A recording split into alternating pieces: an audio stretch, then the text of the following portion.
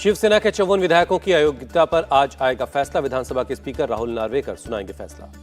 जून 2022 में शिवसेना में पड़ी थी बड़ी फूट, जिसके बाद विधायकों का मामला पेंडिंग है। तब एकनाथ शिंदे की बगावत से गिरी थी उद्धव की सरकार। उद्धव ठाकरे गुट ने बागी विधायकों की सदस्यता खत्म करने के लिए सुप्रीम कोर्ट में दायर की थी याचिका। शिंदे सरकार की वैधता पर उठाए थे सवाल। बागी विधायकों के मामले में कुल 6 याचिकाएं दायर की गई। इन सभी याचिकाओं पर एक एक करके अपना फैसला देंगे स्पीकर राहुल नार्वेकर। सीएम से मुलाकात को लेकर हो रहे विवाद पर बोले स्पीकर राहुल नार्वेकर, योजनाओं को लेकर खुले में मिलने गया, उसका सुनवाई से कोई लेना देना नहीं। पूर्व सीएम उद्धव ठाकरे ने स्पीकर के सीएम से मिलने पर उठाया सवाल। का ये वैसा ही है जैसे किसी आरोपी से न्यायाधीश मिले। स्पीकर की सुनवाई को लेकर बोले सीएम शिंदे, अपात्रता को लेकर जो भी फैसला होगा वो मेरिट के आधार पर होना चाहिए। डिप्टी सीएम देवेंद्र फडणवीस ने कानूनी तौर पर फैसले की जताई उम्मीद। कहा, हमें न्याय मिलने की पूरी उम्मीद है। सरकार पहले भी स्थिर थी, आगे भी स्थिर रहेगी। स्पीकर के फैसले से पहले सुबह 10 बजे महाराष्ट्र कैबिनेट की होगी बैठक। स्पीकर के संभावित फैसले पर बैठक में हो सकती है चर्चा। गुजरात के दौरे के तीसरे दिन आज वाइब्रेंट गुजरात ग्लोबल समिट का उद्घाटन करेंगे PM Modi. Top global companies के सीईओज के साथ मीटिंग करेंगे। पीएम मोदी गिफ्ट सिटी भी जाएंगे। शाम को ग्लोबल फिनटेक लीडरशिप फोरम में व्यापार जगत के प्रमुख लोगों के साथ चर्चा करेंगे। भारत और यूएई के बीच कई एमओयूज पर साइन हुए। पीएम मोदी और राष्ट्रपति मोहम्मद बिन जायद मौजूद रहे। रक्षा मंत्री राजनाथ सिंह 3 दिनों के ब्रिटेन यात्रा पर पहुंचे। London horse guard parade ground में विशेष गार्ड ऑफ ऑनर दिया गया। रक्षा मंत्री आज करेंगे पीएम ऋषि सुनक से मुलाकात। सुरक्षा और औद्योगिक सहयोग के मुद्दों पर चर्चा होगी। कांग्रेस अध्यक्ष मल्लिकार्जुन खड़गे आज दिल्ली में पार्टी के राष्ट्रीय पदाधिकारियों के साथ करेंगे अहम बैठक। 2024 चुनाव की रणनीति पर होगी चर्चा। समाजवादी पार्टी के अध्यक्ष अखिलेश यादव का पार्टी पदाधिकारियों के साथ बैठक का आज भी दौर जारी रहेगा। आज विधानसभा अध्यक्षों के साथ करेंगे मुलाकात। सपा विधायकों की बैठक में अखिलेश यादव को नसीहत। सूत्रों के मुताबिक सभी को मायावती का सम्मान करने के लिए कहा गया। सपा विधायक राकेश प्रताप सिंह ने बिना नाम लिए स्वामी प्रसाद मौर्य का विरोध किया। सनातन धर्म पर सवाल उठाने वाले को घेरा। महाराष्ट्र में शिवसेना ज्यादा सीटों पर लड़ सकती है चुनाव। सूत्रों के हवाले से खबर, बड़े भाई की भूमिका में होगी उद्धव ठाकरे की पार्टी। सीट शेयरिंग पर जल्द से जल्द होगा फैसला। कांग्रेस अध्यक्ष मल्लिकार्जुन खड़गे का बयान। अगर कोई गठबंधन बनेगा तो सबसे पहले महाराष्ट्र में होगा सीट शेयरिंग पर कांग्रेस यूबीटी की बैठक के बाद बोले अरविंद सावंत। यूपी की सीटों को लेकर भी इंडिया अलायंस में हुआ मंथन। रामगोपाल यादव बोले 12 जनवरी तक और बड़ी चर्चा होगी। कांग्रेस नेता सचिन पायलट का बयान, भारत जोड़ो न्याय यात्रा से घबराई बीजेपी, चुनाव में इंडिया गठबंधन बनेगी बड़ी चुनौती। केंद्रीय मंत्री स्मृति ईरानी का आज पटना का दौरा। बीजेपी की मीडिया कार्यशाला में बतौर मुख्य अतिथि शामिल होंगी।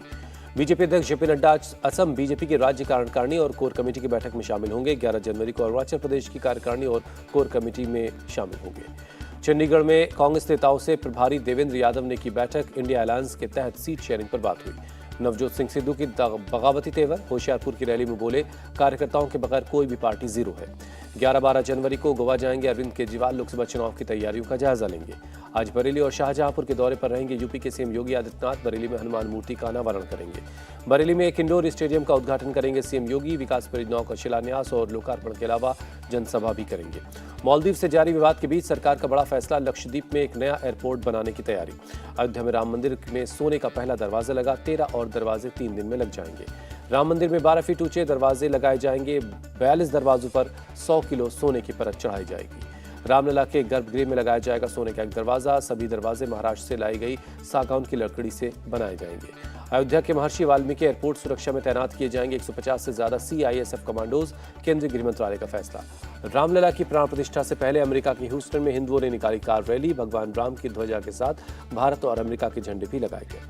बीजेपी सांसद मनोज तिवारी आज दिल्ली में राम मंदिर पर अपने भजन को लॉन्च करेंगे। राम भक्तों को करेंगे भजन समर्पित। बिहार के भागलपुर में हॉरर किलिंग का मामला। प्रेम विवाद से नाराज पिता ने बेटी, दामाद और नाती की हत्या कर दी। वारदात को अंजाम देने के बाद आरोपी पप्पू सिंह और धीरज सिंह मौके से फरार। पुलिस केस दर्ज कर दोनों की तलाश में जुटी है। फ्रांस के सबसे युवा प्रधानमंत्री बने गैब्रियल एटल। एलिजाबेथ बोर्न ने सौंपे पदभार। भूटान में शेरिंग तोब्गे की पीपुल्स डेमोक्रेटिक पार्टी की शानदार जीत। 47 में से 30 सीटें जीतकर बहुमत हासिल किया।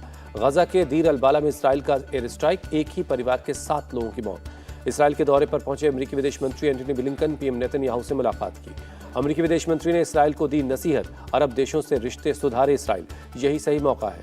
यूक्रेनी सीमा से सटे रूसी शहर बेलग्रोद पर जोरदार शेलिंग। 3 लोगों के घायल होने की खबर। मोहम्मद शमी समेत 26 प्लेयर्स अर्जुन अवार्ड से नवाजे गए। आर वैशाली को शतरंज, शमी को क्रिकेट के लिए मिला अर्जुन पुरस्कार।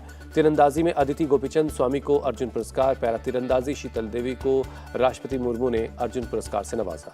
घुड़सवारी में धनुष अग्रवाल को तो दीक्षा डागर को गोल्फ में अर्जुन अवार्ड। कृष्णा बहादुर पाठक को हॉकी के लिए मिला अर्जुन पुरस्कार। शटलर सात्विक चिराग को मिला खेल रत्न पुरस्कार। एशियन गेम्स में दिलाया था पहला गोल्ड मेडल। पूर्व भारतीय गेंदबाज प्रवीण कुमार का बड़ा आरोप, कहा ललित मोदी ने दी थी करियर को खत्म करने की धमकी।